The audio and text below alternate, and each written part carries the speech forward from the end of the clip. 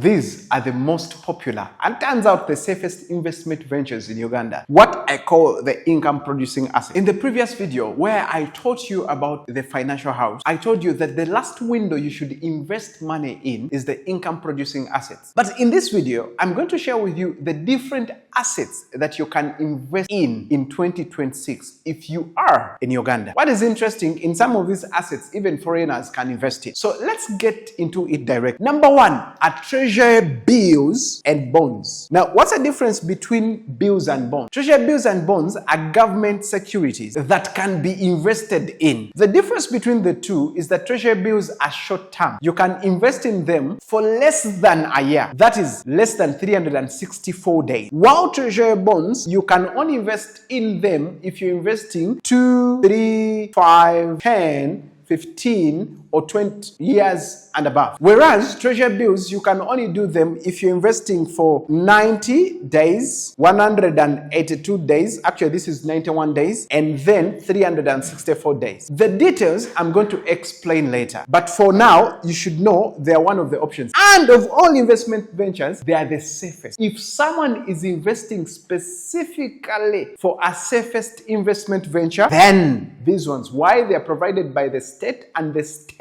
cannot fail to pay you back, because when it fails, their credit score goes low, and so no one will ever lend them money, whether it is a foreign agency, financial institution, or otherwise, as long as they fail to pay anyone, whether it's a foreign debt or a local debt, domestic debt, they lose their credit score. Number two, a unit trust. So what are unit trusts? These are collective investment schemes. Someone will ask me how to write those ones. Unit trust funds. These are collective investment schemes where we all put money in one pool and then experts invest that money on our behalf. We make a return on them and then they distribute that return to all the investors. There are different service providers. We have ICA, we have UAP, we have Stand Chartered even when they are leaving, we have Sanlam, we have Zeno, we have Y Investor of MTN, we have Stanbic Bank, etc. Again, I'm going to make a video specifically on unit trust. So if there's any of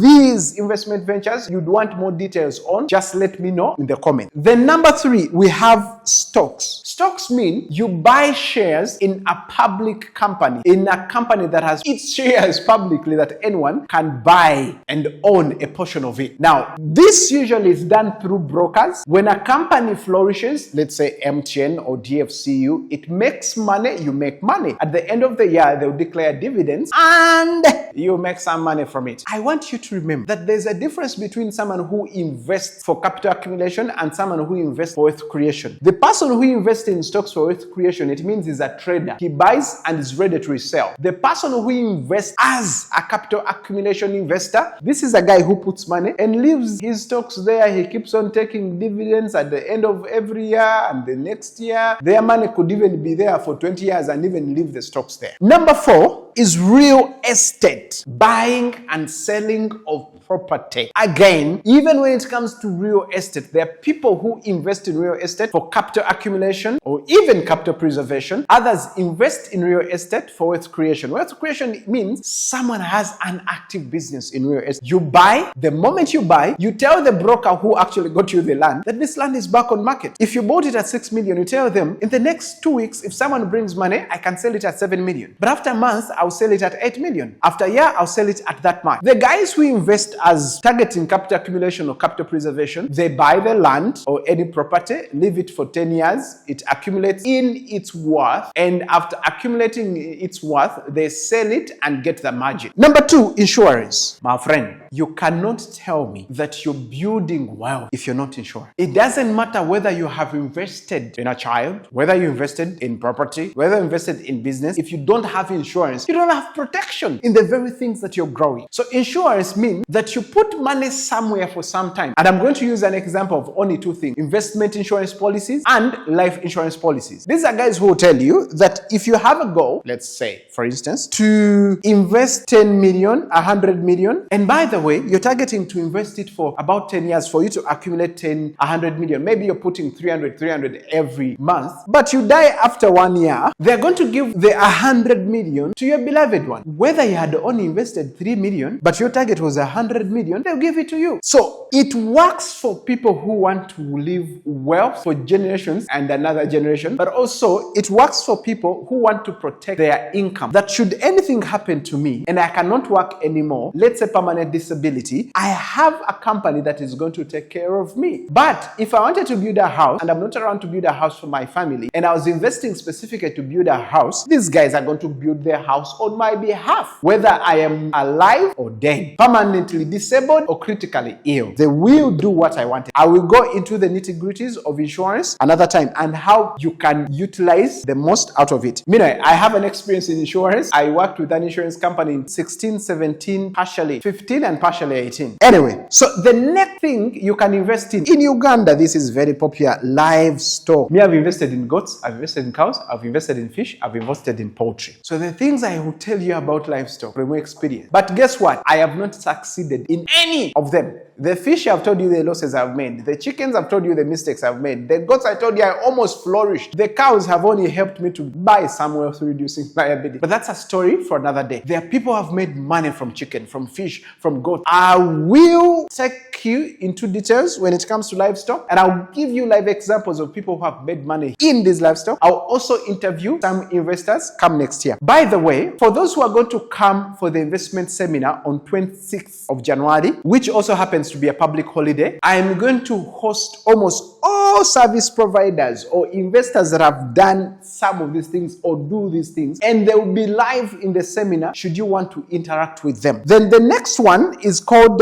trees. Now, I don't care whether we are considering eucalyptus, avocado, mangoes, whatever it is, I'm saying trees are now one of the income producing assets in Uganda that are working for many people. I've not yet done trees, but I was interacting with someone who has really done trees and has succeeded. I'm going to come in that seminar. I'll tell you the details on how to invest in trees, but I'll also make sure I bring some service providers that can teach you in detail. And then the last one is coffee. My brother is doing coffee, and I don't have to explain to you that coffee is now an income producing asset. Buy land, get seedlings, plant. After 3 years, you're earning. But remember, this is not a capital preservation, meaning it's not a smart passive income venture. Sometimes you people think livestock are smart passive income ventures. Livestock, trees maybe, but livestock, coffee, no. They need your active participation and supervision. You must expect where you inspect. If you do not inspect, do not expect. But even before you inspect, you must investigate. So do not invest where you've not investigated, and do not expect where you have not inspected. That said,